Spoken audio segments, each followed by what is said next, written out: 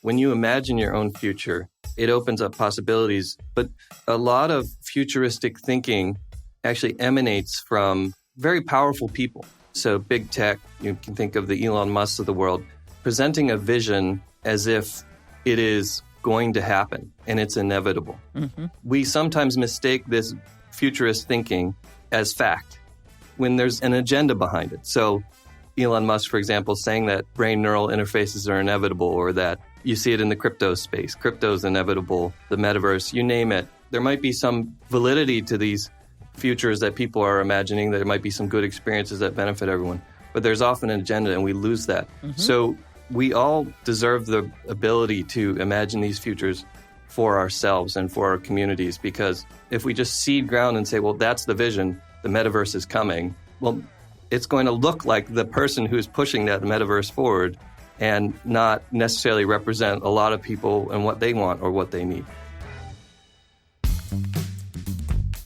That's Deji Bryce Olukotun. He's a science fiction novelist with a background in policy, law, and activism. Deji's done a lot of work around protecting digital freedom and internet access, but he also spends a lot of time thinking about how important it is for all of us to imagine the world we want to live in for ourselves, as opposed to just accepting the inevitability of the visions of the future given to us by the rich and powerful. I'm Cindy Cohen, the Executive Director of the Electronic Frontier Foundation. And I'm Jason Kelly, EFF's Associate Director of Digital Strategy. This is our podcast, How to Fix the Internet. The idea behind this show is that we're trying to fix the internet. We're trying to make our digital lives better. EFF spends a lot of time warning about all the ways that things could go wrong and jumping into the fight when things actually do go wrong online. But what we'd like to do with this podcast is to give ourselves a vision of what the world looks like if we start to get it right.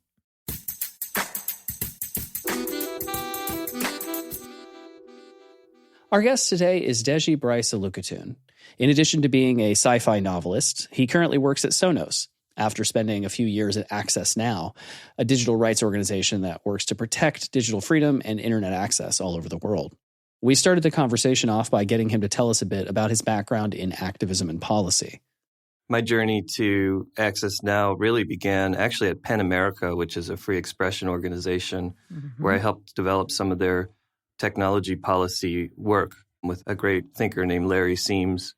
And I got to work with writers all over the world who were wrestling with some of the issues of digital technologies and privacy. So that was kind of my step into Access Now. They actually provided us with a digital security training while I was there to help writers and activists better understand how we could protect ourselves, from a free expression standpoint.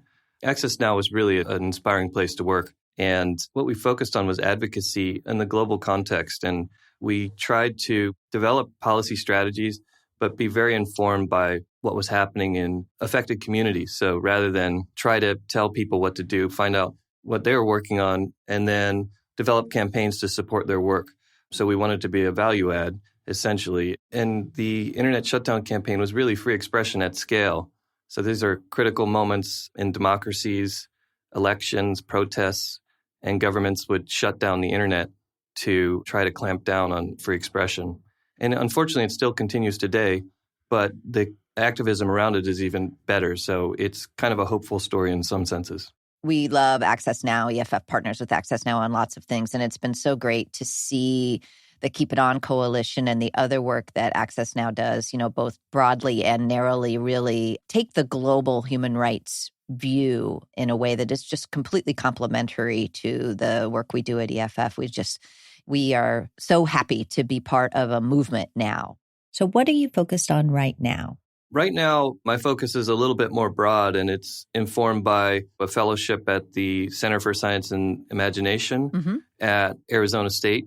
It's just a really wonderful futurist kind of think tank that tries to think about social issues and social impact as well. So moving beyond just science fiction for science fiction's sake and trying to think, how can we apply futurist thinking towards the social issues of today and empower more people to share their voices and their perspectives. That's great. I mean, it's very, very complementary to what we're trying to do here with this podcast, I think. And I know that one of the things you're thinking about now is competition and antitrust and how we can think about those narratives in ways that are better suited towards actually making the kind of change we want to make in the world. Can you talk a little bit about that? Because of my work, in my day job, I work for a company called Sonos. We're an audio technology company. I learned a lot about competition and what does it mean for innovation in the U.S. and around the world. And we've been working with actually a great coalition of nonprofits and companies and different stakeholders, the type of model that EFF and Access Now are known for, this kind of multi-stakeholder model to develop some bipartisan, moderate legislation. And there's some bills that are in Congress, which we are supportive of. But I think on the science fiction side of it, throughout this process and being able to engage with officials on this issue, first of all, it was sort of, do we have a problem? That's part of it. So maybe I should lay that case out first, which is that, we do have a lot of consolidation. We have, 4 or 5 companies that have valuations that we've never seen before. But it's not so much the size of big tech companies, but actually the conduct. And I think that's important for people to understand is while big companies do draw more scrutiny, and they should, I think, have some accountability and have eyes on them because of their power.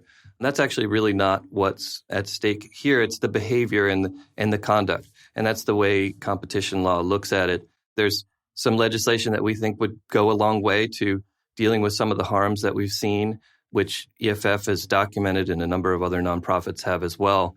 But I think on the science fiction side, as I've been doing that work and having the opportunity to engage with people involved in this conversation, including lawmakers, it struck me that, we have a lot of futurist visions. And by that, I mean different science fiction stories that imagine a different kind of future for us. But on the antitrust side, we're a little bit lacking. We tend to tell one kind of story, and that story is the evil corporate villain, who will do anything. It's one dominant corporation, maybe 2 wrestling for technology. And the only way you can do anything is to take the whole system down. And to me, as someone who's, been close to these conversations, it feels like a little bit of a failure on our part. It's good storytelling to have the evil corporation. But antitrust and the tools we've developed over the past, 125, 150 years are actually very thoughtful, and they're designed for the system we live in. So, the question that I've been asking is, what can we do to paint, a more positive portrait of that? So you don't have to take the whole system down, but what would be flipping the vision from the evil corporation? What would it look like to have a healthy market or an open market? Still celebrate the things that groups like EFF support, human rights and so on. And I think that right now we're missing that. I mean, it's a little bit of a challenge. So can we flip it? What would it look like? What would the story look like if we got it right? Because I do think you're onto something here. I'll say that I'm on the beginning of this journey here. So I was at an event a couple weeks ago called Anticipation in Arizona, and there were a lot of economists there. So I presented this idea to them to hear their feedback. I would say we're still figuring it out. I can tell you what it looks like today, which would be that you want people who come up with the good ideas and, that could have some support, whether it's a product or a service or something like that, has a chance to succeed and doesn't just get stamped out by firms that are gigantic and can just squash them because they want to. I'm not an economist, but I do like the challenge here is, okay, we have a system we live in today. We actually have some tools we've developed which are pretty good, and they just haven't been updated for the digital age. So what can we do to help imagine and get to a better place? And I experienced this firsthand when talking with the decision makers who were looking at this legislation. And it struck me that so much of policy is speculative. Yes. You can design a really wonderful bill and get good stakeholder input. But at a certain point, no one knows exactly what the consequences are going to be. We have good hunches. And, the more input and voices you get attached to that legislation or whatever it is, the more likely it'll succeed. But there's a speculative moment where, you have to pass the bill and make it become a law. And then you have to kind of hope for the best. And that's the moment of imagination where, at least on this issue, I think we could use more work.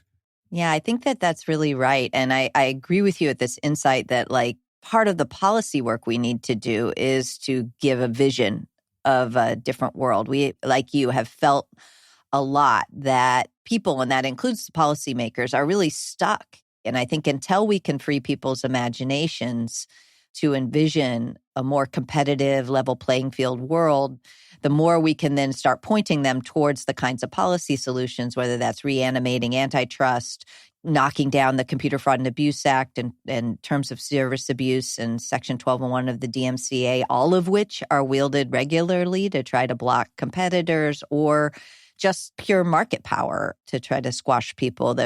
All of the levers that we talk about here about change, they don't get pulled unless people have a vision of the better world that they could get at the end of it. I agree completely. And I think, one interesting thing about science fiction is it opens up pretty broadly. So people give the example of Star Trek being a post-scarcity world. There's a great book called Economic Science Fictions, which I relied on in developing my thinking, that pointed out in video games, which is a little bit of an understudied kind of speculative space where people aren't just imagining a world, they get to experience it in some way. That post-scarcity, the sense that, money's kind of obsolete and you're just dealing with other ways of creating things. Science fiction does look at that, and they're interesting, other economic models. And I think those are all valid, and they're important for us to imagine a better future in that sense. But the tools we have already are actually pretty good. And I think that's the place where I'd like to see a little bit of emphasis. And, one other kind of point that I wanted to make is that, we all have the right to imagine our own future. And that's a very important, empowering point. I think that's so important. And I think one of the things that we're trying to help people think about is not just one future, but multiple futures, right? And again, technology isn't magic. It isn't going to magically make us make the right choices, but it can set a ground floor that lets us make some of these good choices if we decide to. Let's take a quick moment to say thank you to our sponsor.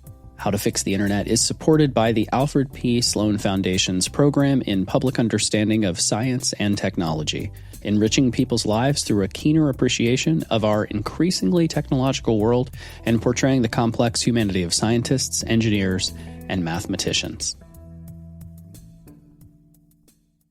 I've been reading Deji's first novel, Nigerians in Space, and I was struck by how he speaks about that common futurist narrative where we battle against a massive conglomerate that's run by an evil billionaire, and how that's not necessarily a hopeful way to imagine the future. In his work, Deji tries to step outside of that by imagining something totally different. I wrote Nigerians in Space. I started it now 14 years ago, which makes me feel a little bit old. Happens. But I wrote it while I was living in South Africa. There were a couple of things happening. One was being American abroad during the George W. Bush presidency. You weren't automatically popular. In fact, I was usually on the defensive side of conversations trying to celebrate the values that I hold, dear, but because of all the politics happening. So that was one thing. But then the other thing was observing from afar the rapid rise of, Silicon Valley and everything that was happening. But for me, it was more, I grew up and my father studied chemistry, went on to do biotech. I grew up surrounded by a lot of African and Black scientists and thinkers. So it hit me that I didn't see them represented in the stories that I read and enjoyed, or whether it's on screen, and that I wanted to tell that story in some way. So at the time, there was a healthy conversation throughout Africa around brain drain, that some of the best talent had left Africa because there weren't opportunities, trained abroad, and then never came back for whatever reason. And that was kind of the origin of this story. We read a Slate piece that you wrote about how you put together this kind of fictional universe where Nigeria had a space program, and then you were in Nigeria and you met a person who actually worked for their existing real-life space program. Do you want to talk a little bit about what the kind of experience is? It's just a fascinating and surreal thing that seemed to have happened to you. I was friends with someone who was trying to create a kind of tech hub in Nigeria, and he's the one who introduced me to this scientist. So that's how I was able to just kind of pop over there while I was visiting in Abuja. But it was a surreal experience. I met a really kind and fascinating scientist, Dr. Agbola, who had trained at NASA, just like the main character in my book, and was given an opportunity to lead the space program or part of it in Nigeria. And he was really kind, showed me around, spoke frankly with me. Cut to, a few years later, or today, just a couple of weeks ago, I was having lunch with a Nigerian attorney who worked for the Nigerian space program and also worked in Canada and is now based in the U.S. There are many Nigerian science fiction writers now who are telling great original stories, drawing from their context and their culture. And that's actually one reason why I've pulled back a little bit from writing about Nigeria personally, because I thought, well, I wanted to sort of create and open some doors, and the doors have been opened. Mm-hmm. There was a hashtag called When Aliens Land in Nigeria or something like that, and they told me it was inspired by my book, not necessarily because they read the book, but they saw the title, and it led to, on Twitter, this hashtag. I'll take what I can get. But I feel like it's really broken open. There are other authors like Nadia Korafor, who is a pioneer of Africa-based science fiction. Mm-hmm. So I don't want to overclaim, but it's a very healthy space right now. And it's not just happening in Nigeria. It's unlocked conversations around futurisms all over the world. There's a lot happening right now. It's a very exciting time for science fiction storytelling and speculative fiction storytelling.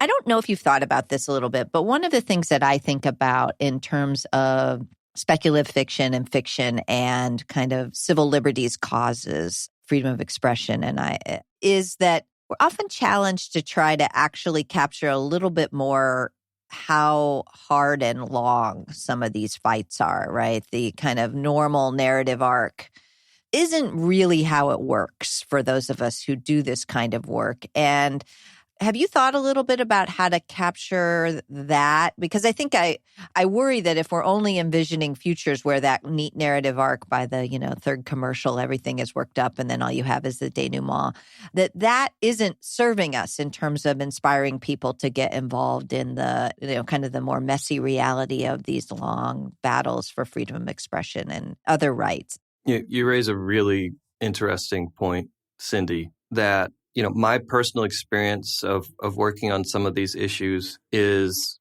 there'll be starts and stops. There's the initial excitement and momentum where folks are gathering, maybe a small victory, and then almost a reaction from the forces that, you're trying to change. Mm-hmm. And it becomes a much longer experience. So I think you're right. It's a great challenge. I can say that the new storytelling kind of unlocked by shows like The Wire and Breaking Bad, the multi-season, if visually, at least in television, they're now allowing for more nuance and to be able to tell a more complex story like that. I think novels have always had that possibility. I have a 4-month baby at home. The one thing I could do was watch TV. It was impossible to, read a book at the same time as this kind of squirming baby trying to bottle feed and stuff like that.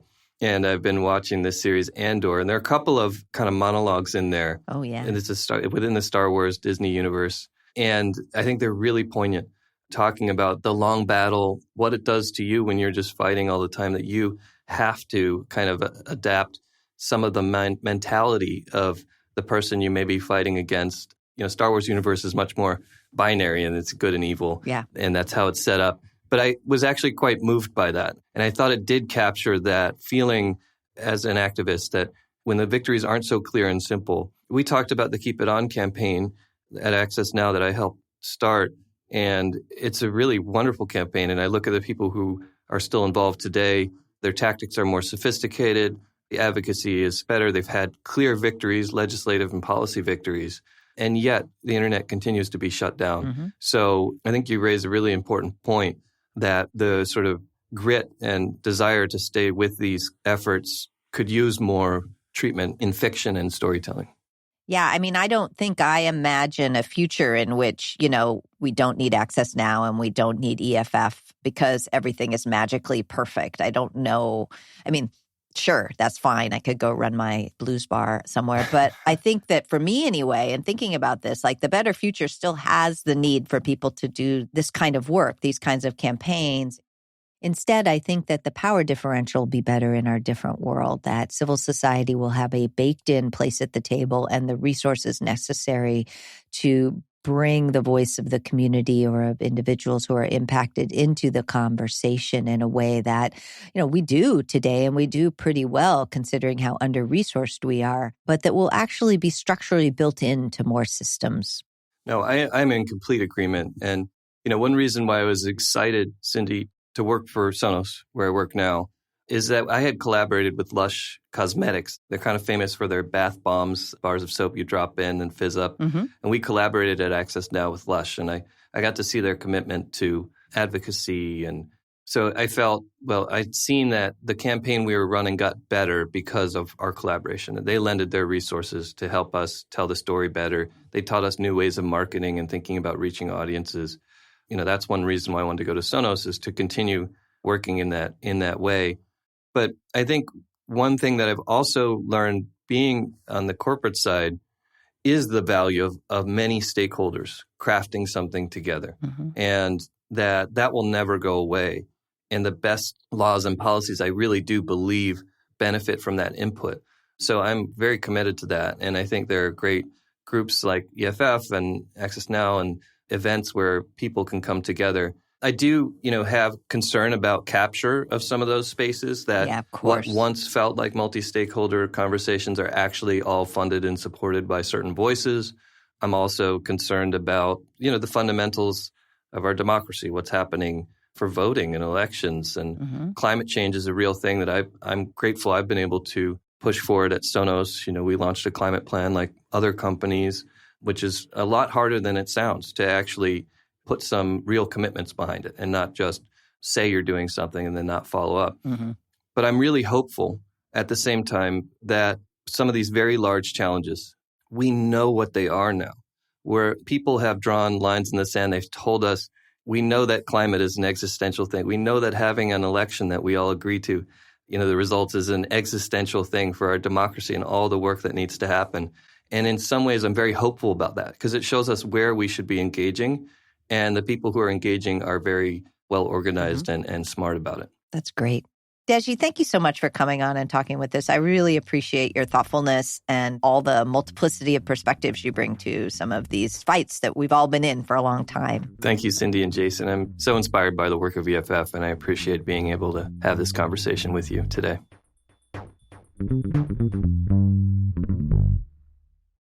That was a really fun conversation, and now I have a huge list of books that I need to read. Yeah. But for that moment, what stood out to you as kind of one of the things you'll be thinking about now that we've had this conversation and telling people that kind of clicked for you in talking to Deji? I think the one thing I will take away is that we need to interrogate who's giving us our visions of the future and recognize what's going on underneath those statements of inevitability.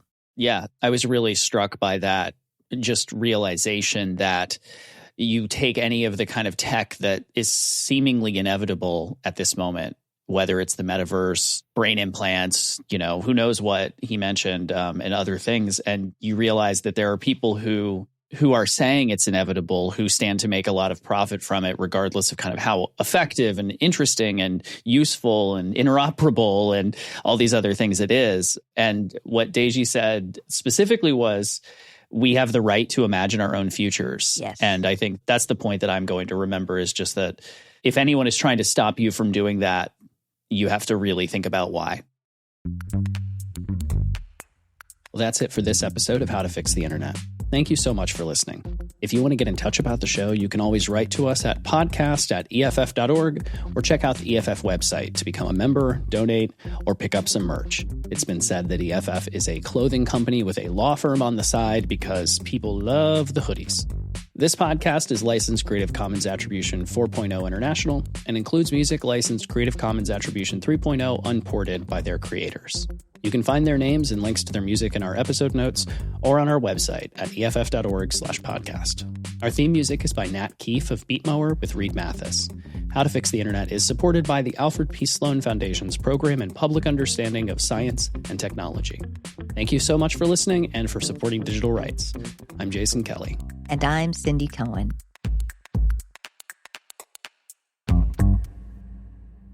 This podcast is licensed Creative Commons Attribution 4.0 International and includes the following music licensed Creative Commons Attribution 3.0, unported by its creators. Drops of H2O, The Filtered Water Treatment by Jay Lang, featuring Airtone. Chrome Cactus by Martine DeBoer. And Smoky Eyes by Stefan Kartenberg, featuring Kid Jazz. Additional beds and alternate theme remixes by Gaeta Harris.